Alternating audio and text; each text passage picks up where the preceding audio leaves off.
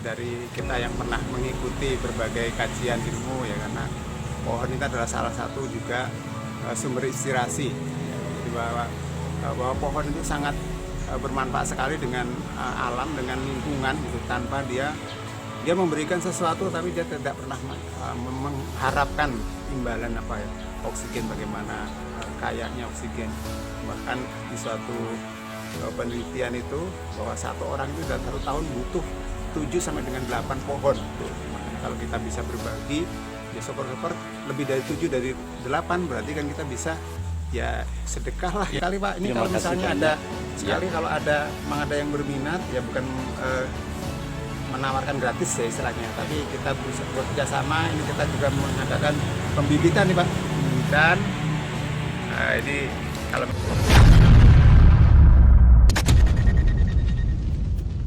Assalamualaikum teman-teman, sore ini saya ada di depan rumah Pak Bambang Nurdianto, rumah yang di halamannya banyak tanaman. Saya ingin ngobrol-ngobrol dengan beliau seputar tanam menanam dan bagaimana di suatu lingkungan itu banyak ditanami pohon-pohon yang bermanfaat. Bisa kita lihat ya teman-teman, ada pohon jambu,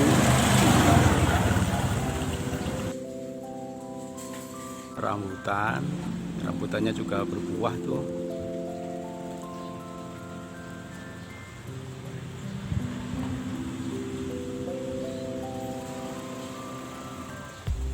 Ini jambu air,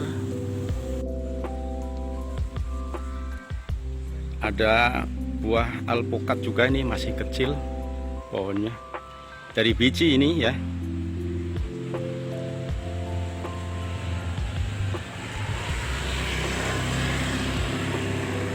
Nah kalau ini sukun, ini juga sudah sering berbuah ini ya, sukun, ada buahnya.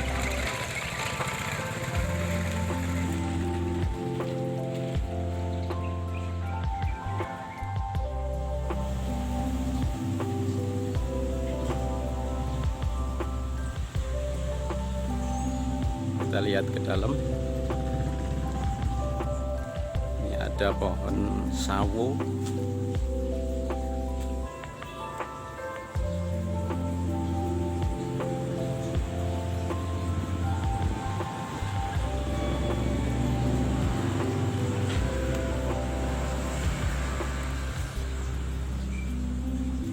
Kita masuk aja, ketemu orang.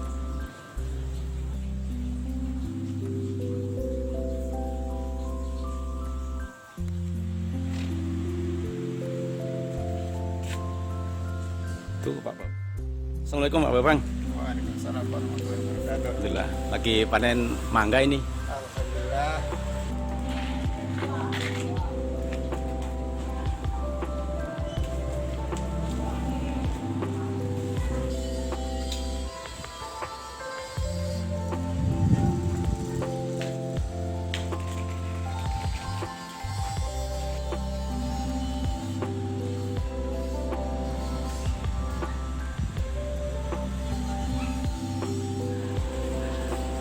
Sudah sering panen ya Pak? Alhamdulillah, hampir tiap 6 bulan pasti panen sih, Panen, walaupun nggak banyak sih. Ya memang di daerah sini mangga cukup subur ya, cukup banyak menghasilkan buah. Ini pohon apa nih Pak? Pohon Kelengkeng ya? Wah ini ada kelengkeng juga di sini Pak, teman-teman sekalian. sudah ya, hampir 7 tahun ya Pak. 7 tahun ya. Ada jambu apa, Jamaika, udah berapa kali juga buah. Ini rasanya seperti apa jambu Jamaika? Hampir Kayak air atau? hampir kayak jambu bol, tapi lebih lunak, dagingnya lebih halus dan lebih manis. Oh gitu ya. Dan dia nggak gampang makan serangga. Ini sawo Ini sawo lagi ya. baru baru ditanam paling setahun. Ini ada juga pohon jambu kristal.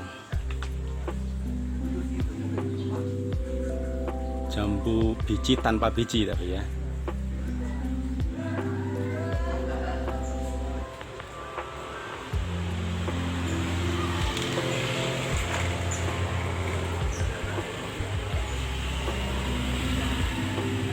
Sedang ada yang dicangkok.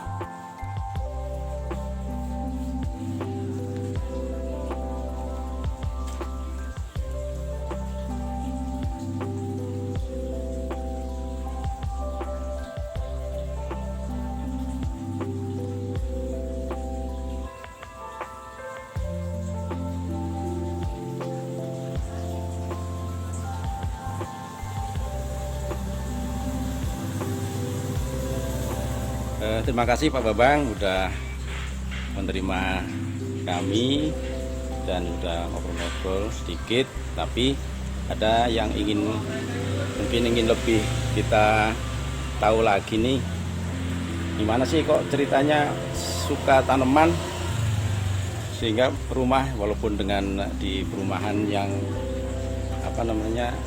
tidak cukup luas ya, standar lah, tapi masih bisa banyak menanam pohon. Gimana Pak ceritanya Pak? Alhamdulillah, terima kasih atas waktunya. Kami memang backgroundnya dari orang dusun ya, orang kampung yang dari kecil kita terbiasa di tempat yang bergelut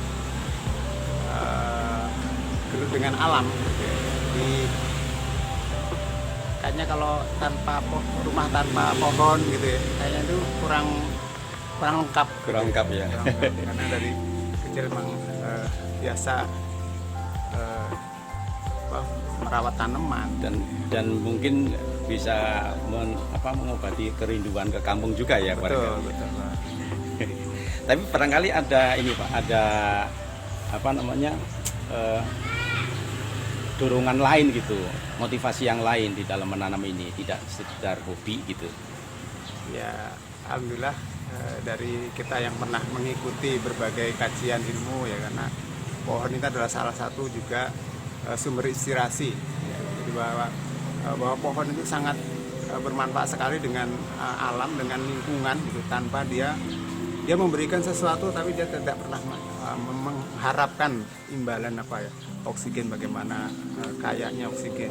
Bahkan di suatu penelitian itu bahwa satu orang itu dalam 1 tahun butuh 7 sampai dengan 8 pohon.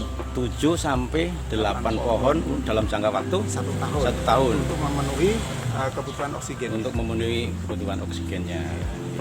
Makanya kalau kita bisa berbagi, ya syukur-syukur lebih dari 7 dari 8 berarti kan kita bisa ya sedekah lah ya, sedekah. Itulah makanya di banyak kesempatan kami juga mempromosikan istilah sedekah oksigen gitu Pak. Betul. Baik Pak Bambang. Nah, karena itu kan kita lihat tidak banyak warga ya, penduduk kita yang khususnya di perumahan yang berkesempatan atau punya lahan untuk bisa menanam dalam jumlah yang agak banyak ya. Kira-kira apa nih masukan dari Pak Bambang untuk masalah itu?